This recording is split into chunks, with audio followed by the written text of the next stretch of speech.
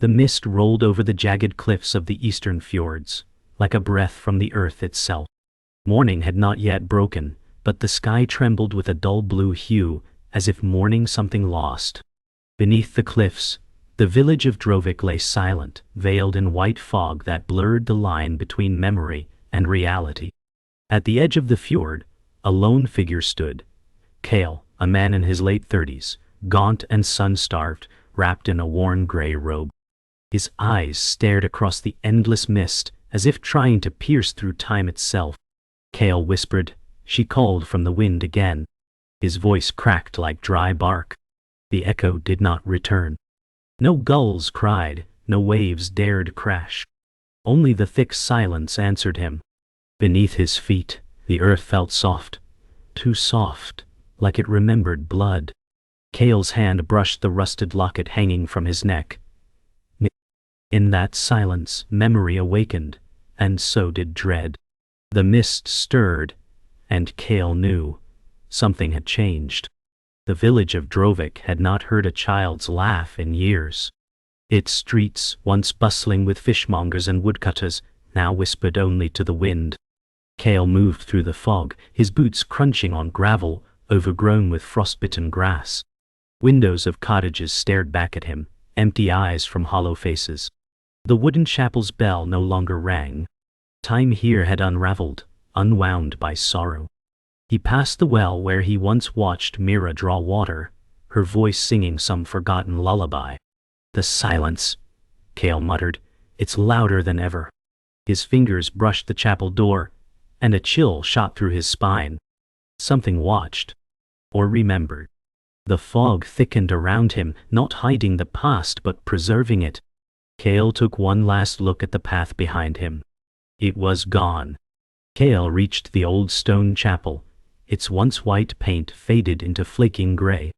The door creaked open with a groan like a dying voice. Inside, dust hovered like spirits caught between worlds. Wooden pews, now rotted and splintered, faced a crumbling altar, where a sun-faded tapestry hung limp. Kael stepped inside and paused. His eyes fell on a child's drawing nailed to the wall, a figure holding hands with a woman beneath a smiling sun. Mira, he whispered, kneeling. The image bled with water damage, but its warmth endured. He bowed his head. You always believed in light. A beam from the cracked ceiling fell across the altar, and in that flicker, Kael saw a shadow move. He froze. Was it memory? Or something waiting? Kael's breath caught as he stood again, facing the flickering shadow. But it vanished. In its place, silence returned, deeper now. He walked to the altar and lit the last remaining candle, its wick damp but obedient. The flames sputtered, casting trembling light on the tapestry. It showed a woman in crimson robes standing between two trees, her hand raised in blessing. The Lady of the Mist, Kael said. His voice barely stirred the air. You watched us, didn't you? The candle flared, then dimmed. The air thickened with the scent of burned lavender. Kael turned sharply as the chapel door creaked shut behind him on its own. His heart pounded. He wasn't alone. The veil between now and then had thinned. A whisper rose, not from the air, but from within Kael's mind. Words not his own. Return, before the third bell. He stumbled back, candle in hand. The chapel warped around him, its corners stretching like old paper. His vision dimmed, then sharpened. The drawing on the wall had changed. Now the figures faced away, and the sun wept tears of ash. No, Kael muttered. Not again. He turned to flee, but the door resisted his pull. The fog crept in through the cracks, curling around his legs like vines. The bell did not ring, but in his chest, something did. A rhythm, not his own. A calling. The mist wasn't just returning. It was remembering. Kael staggered from the chapel, into a windless morning. The mist clung heavier now, like damp skin on his bones. Paths he once knew seemed unfamiliar, twisted by time or memory. He reached Mira's old home, its roof caved in, ivy choking its wooden skeleton. The door gave way with a sigh as Kael stepped inside. Dust and rot curled through the air. "This is where you laughed," he murmured, touching a fallen chair. Beneath broken beams, he spotted the cradle, empty, intact. A single ribbon lay curled at its base. He bent slowly, picking it up. "Your favorite color?" he said softly. "Crimson dot. The same as the Lady of the Mist's robes." As he stood, he heard it again. Laughter. A child's laughter, just beyond the wall. He ran outside, but the fog was thicker now. The village was watching, or weeping. The sound vanished as Kael emerged, swallowed by the white abyss. He turned in slow circles, disoriented. The well appeared before him like a ghost, still, old, rimmed with frost. He approached it warily, the rope hanging limp. He remembered Mira laughing here, spinning in circles while holding a doll she called Mother Mist. He leaned in. The dark mouth of the well whispered, faintly, like breath. "She was never yours to love," it said. Kael recoiled, nearly falling. "No, that's not." But the well whispered again, lower now. A sound like weeping, like a woman singing underwater. Kael gripped the stone edge. "What do you want from me?" Silence answered. Then, a splash far below. Something moved down there. Or perhaps, was rising. Kael backed away, heart pounding. Behind him, footsteps echoed, not his own. He spun around. Nothing. Only the mist shifting. He stumbled onto a path lined with decayed lanterns. As he passed each one, they flickered on, though no flame burned within. A memory struck him like lightning, the festival of the Veil, when villagers honored their dead with fire and song. "We danced here," Kael whispered. "We drank, and we forgot." One lantern exploded in sudden light, blinding him. From the flash emerged a vision, Mira, arms outstretched, surrounded by faceless villagers, all chanting, "Return what you borrowed." The vision faded. Kael fell to his knees. "I didn't take her," he cried. "She chose to stay." But no answer came, only another lantern lighting on its own.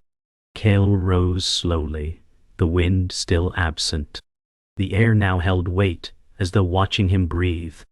At the hill's base he found the graveyard, rows of crooked stones swallowed by weeds. He moved among them with reverence, until he found it, Mira's grave. The stone was split, weather-worn. No name remained. Only a symbol, an eye surrounded by flame. "This isn't right," Kael whispered. "She wasn't theirs." He placed the ribbon on the grave, kneeling. "You were light, you were love." But the ground pulsed faintly beneath his hand. A single tear dropped to the soil. Then, crack. A hairline fracture spread across the stone. Wind stirred for the first time. Leaves lifted from the earth, swirling in a circle around him. The veil between now and then grew thinner still. The whisper returned, now clearer. "Before the third bell, before it tolls again?" Kael stood, heart echoing the rhythm. Distantly, the chapel bell groaned once, though no hand pulled it. The second would come. And then, the third. He turned and fled, memories clawing at his mind. The fog warped around him, folding into vague forms, faces he recognized, all silent. Some pointed.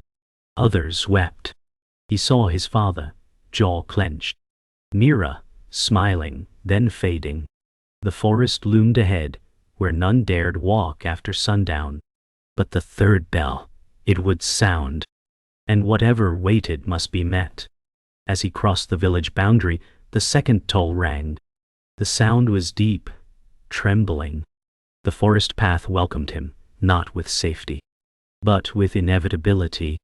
The forest greeted Kael not with silence, but with memory. Each tree leaned inward, branches arched like fingers closing around him. A path formed, not of soil but of ash and old petals. He walked carefully, heart thudding louder than the wind, which now hummed a distant song. A woman's voice, familiar. You promised you'd return. Kael froze. Mira's voice. His hand tightened around the locket.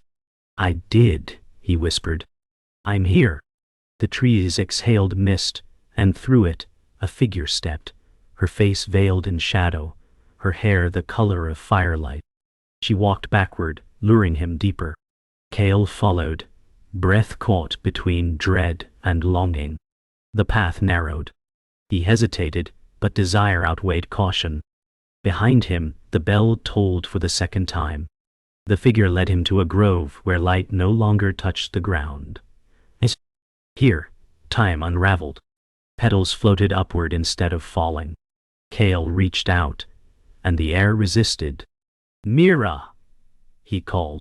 The figure stopped, turning slowly. Her face was familiar, but wrong. Too still. Her eyes were glass, and her mouth unmoving. She is not yours to summon, said a voice behind him. Kael spun to see an old woman cloaked in black moss, her eyes blind yet burning. You chase ghosts, boy, she rasped. And ghosts remember deaths. Kael swallowed. I only want to see her. The woman laughed without mirth. Then, see what remains.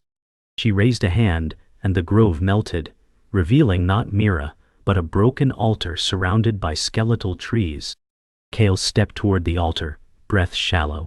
It was ancient, carved from bone-pale stone, and at its center burned a pale blue flame without heat. The crone circled it. This is where she offered herself, she whispered. Not to you, not to the village, to the mist. Kael flinched. She didn't choose to die. The woman sneered. No, but she chose to remain. She motioned toward the flame. Ask your question, and the mist will answer. Kael approached, kneeling. Why did she stay? The flame pulsed. Images filled his mind. Mira kneeling here, whispering prayers to the Lady of the Mist, tears in her eyes. To protect, the mist said.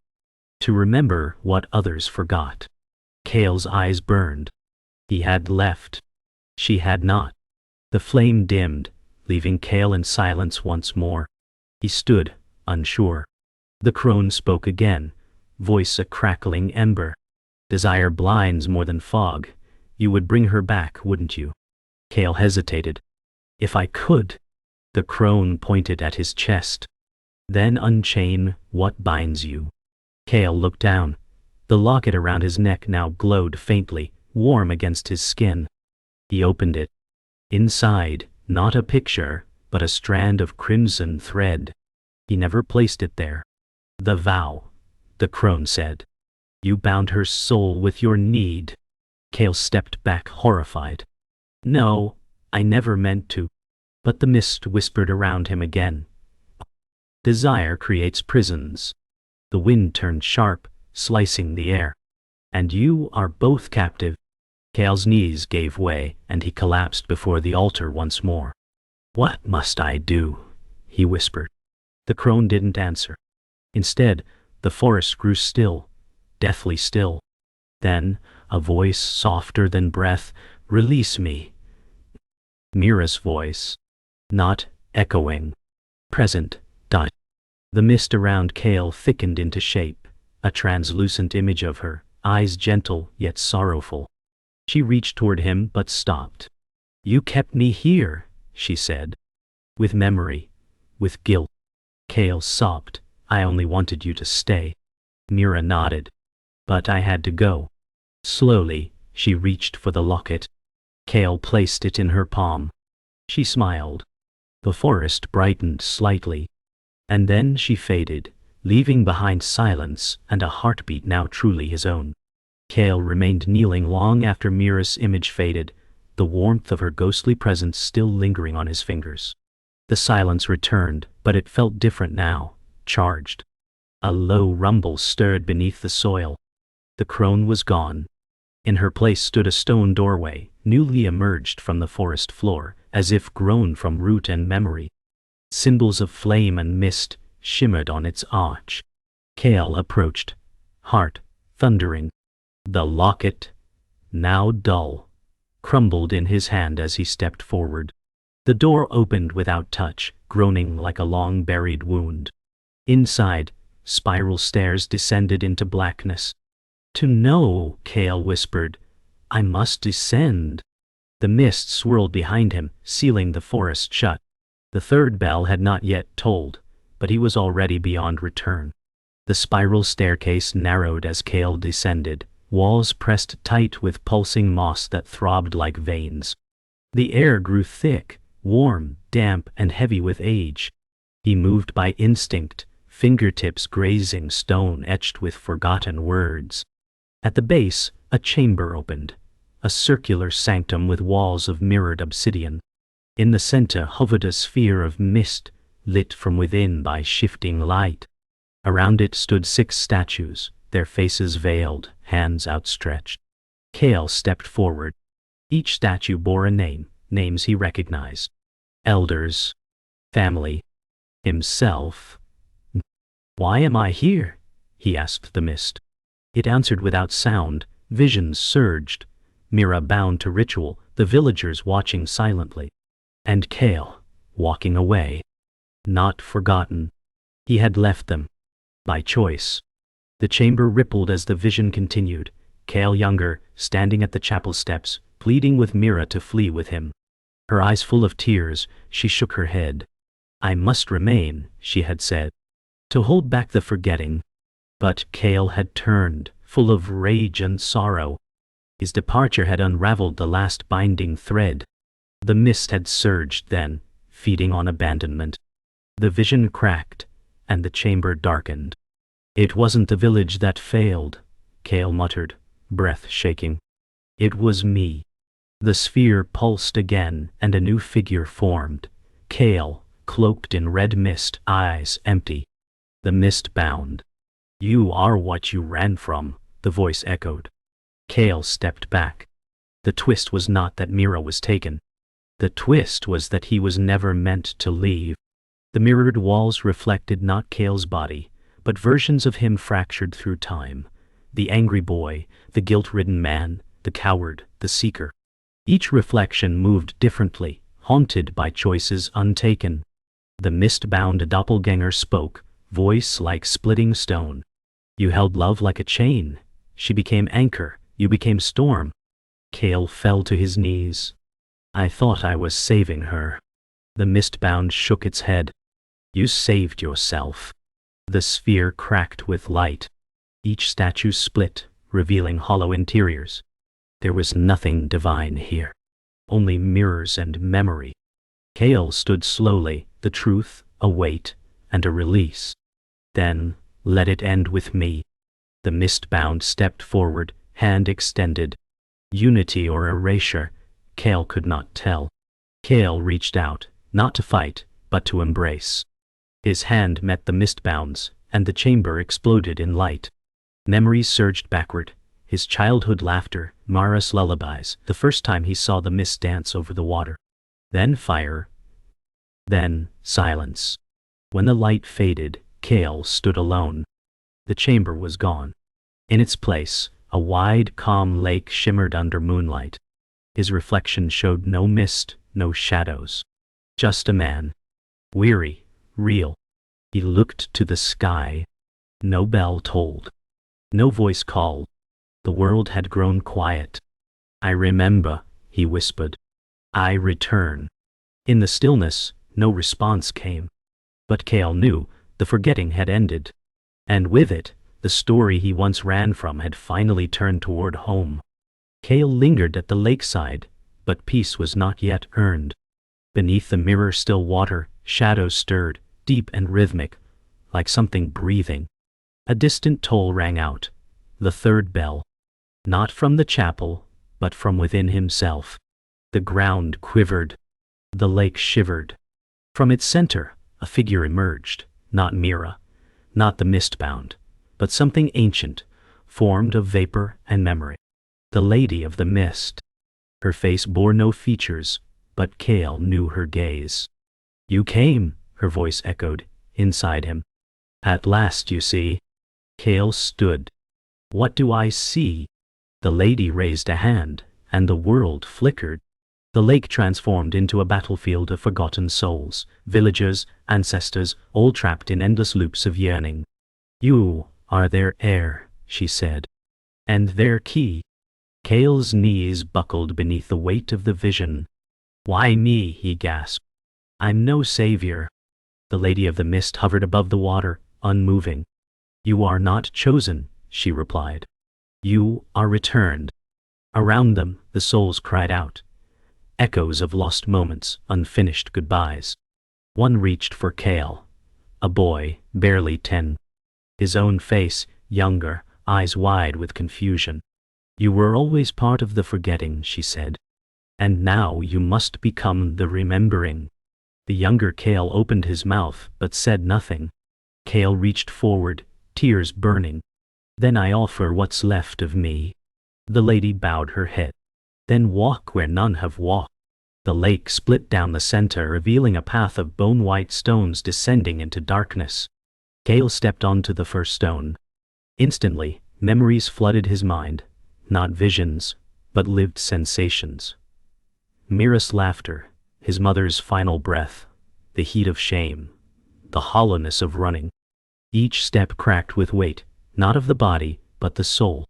The world around him narrowed, the mist pressing inward. At the final step, the void opened, black, vast, endless. "This is your end," the lady said now beside him. "Or your beginning." Kael looked down. There was no bottom. "What waits?" he asked. She touched his chest. "What you let go of."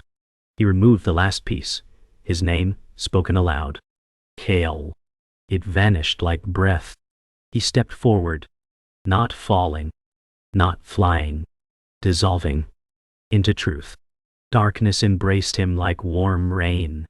But within it, clarity bloomed. He saw not with eyes but understanding.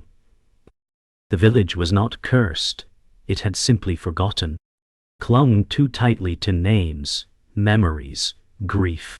Like him, he floated, not body nor soul, but essence through scenes reborn.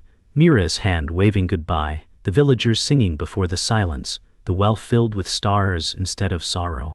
He passed the altar, now whole, flowers blooming upon it. He saw the locket as it was, a circle, not a chain. Then, light. Soft, golden, like dawn after endless night. How? Kael's essence gathered again, no longer heavy. The lady's voice came one last time. "What we release we become. What we forgive we free." And with that, Kael exhaled into peace. Kael awoke not with a jolt, but a breath. The lake was still again. Morning light warmed his skin. No mist. No voices. Just bird song and breeze. He sat by the shore, palms open, heart silent. The locket was gone, replaced by a circle of smooth stones resting near his hand. In the distance, the chapel bell rang once, no longer haunting, but welcoming. Kael stood, older somehow, yet lighter. He walked through Drovik's path, now clear. The houses were empty, yes, but not dead. Flowers bloomed through broken stone.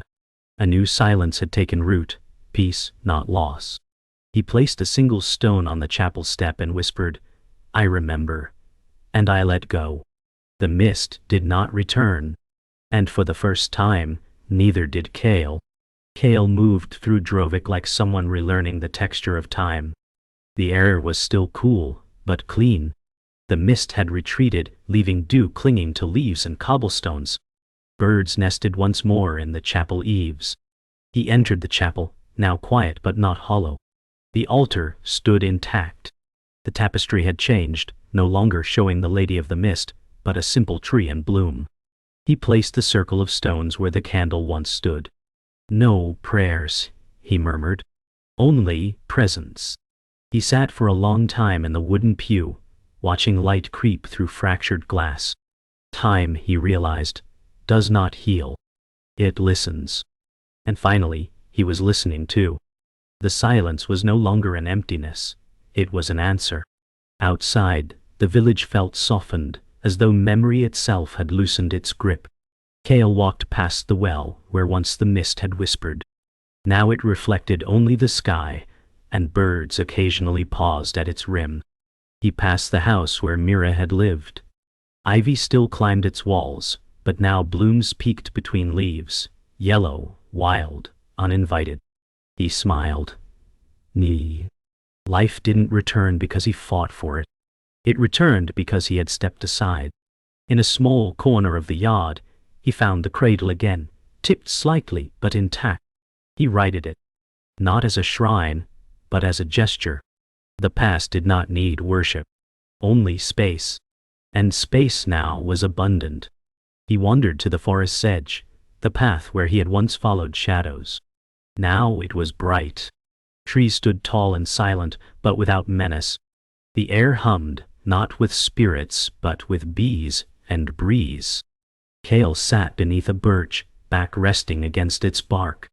"I once ran from you," he said aloud, unsure if to the trees, the past, or himself. "But you waited anyway." A leaf drifted down, brushing his cheek. He closed his eyes. No visions came. No voices. Just the sound of now, wind through branches, his breath steady. The forest was not a place of mystery anymore. It was simply a place. And in that simplicity, he found his first real moment of rest. Later, Kael returned to the hill above Drovik, where once he had stared into mist. Now, he saw everything clearly. The rooftops, the winding paths, the lake in the distance like glass. A breeze moved through his hair. There were no ghosts in the wind, only wind. He sat down in the grass, watching as clouds lazily crossed the sky.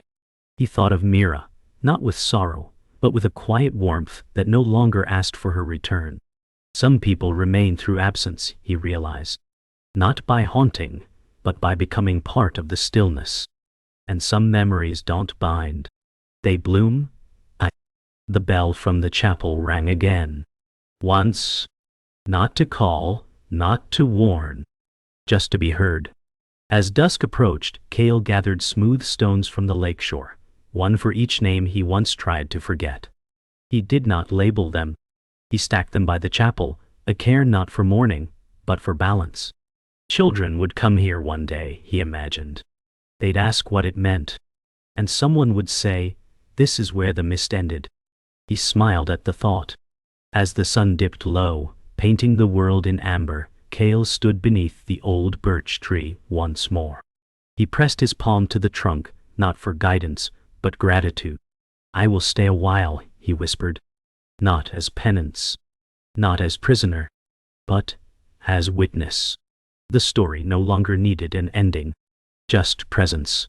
Just peace. The seasons began to shift. Summer crept into the Eastern Fjords like a gentle breath. Kael remained, not as a guardian, nor as a recluse, but as part of the village's rhythm. He tended the chapel garden where weeds once ruled.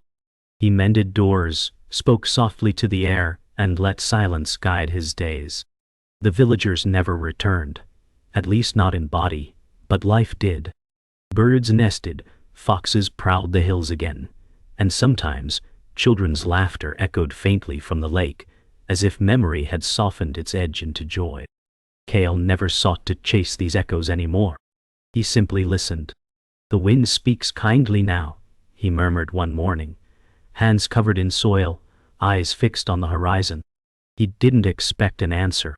The moment was enough. Each morning began with a simple ritual. Kael would walk to the lake, barefoot, letting dew wet his soles. He'd sit upon the same stone where once he had wept. Now he smiled. The lake reflected more than sky. It reflected presence. One morning, he noticed something unusual. Across the surface, mist danced lightly, not thick, not haunted, just mist. Like breath. Like song. "Not all things must be banished," he said, watching it spiral and dissolve in the breeze. "Some must be witnessed." That day, he did not return to the chapel. He simply remained by the water until dusk. No longing. No grief. Just the stillness of being part of a world that asked nothing but attention. One evening, as stars bloomed overhead, Kael returned to the forest, not to wander, but to plant. In a clearing where once shadows ruled, he knelt with a sapling in his arms. "You will not remember what stood here," he said to the young tree, "but you'll remember what grew from it." He pressed the roots into soil still echoing with memory, covering them gently. The forest watched in silence. He stayed as moonlight bathed the clearing, whispering no incantations, only breathing. This was his final offering, not to Mira, not to the Lady of the Mist, but to impermanence itself. "May forgetting make room for peace," he said at last. And with that, he stood and left the clearing, never looking back. Time drifted. The days blurred into warmth and wind. The village remained empty, but never lifeless. Travelers began to pass through, drawn by stories of a place where silence hummed instead of haunted. They found Kael there, quiet, kind, not eager to speak, but always willing to listen. Some said he was a monk. Others, a spirit. He laughed at both. "I'm just someone who stayed," he would say. And that was true. He offered no wisdom but silence, no miracles but presence. And those who came found their own answers, not from him, but from stillness itself. The mist never returned in force. It didn't need to. What had been remembered no longer required haunting. What had been witnessed no longer required warning. The final day came with no omen. Only morning. Kael awoke to birdsong, placed a final stone on the chapel steps, and walked to the lake once more. He sat. The wind kissed his cheek. "There's nothing more to do," he whispered. His breath misted gently, then vanished. A stillness settled in, not heavy, but whole. Time did not stop, but it bowed, just once. And in that bow, Kael faded, not violently, not mysteriously. Like dew. Like mist. A cairn remained by the chapel. The lake still shone. And in the wind, children would someday whisper, "This is where the mist ended." And perhaps another would say, "No, this is where peace began." The fjords echoed neither. But they remembered.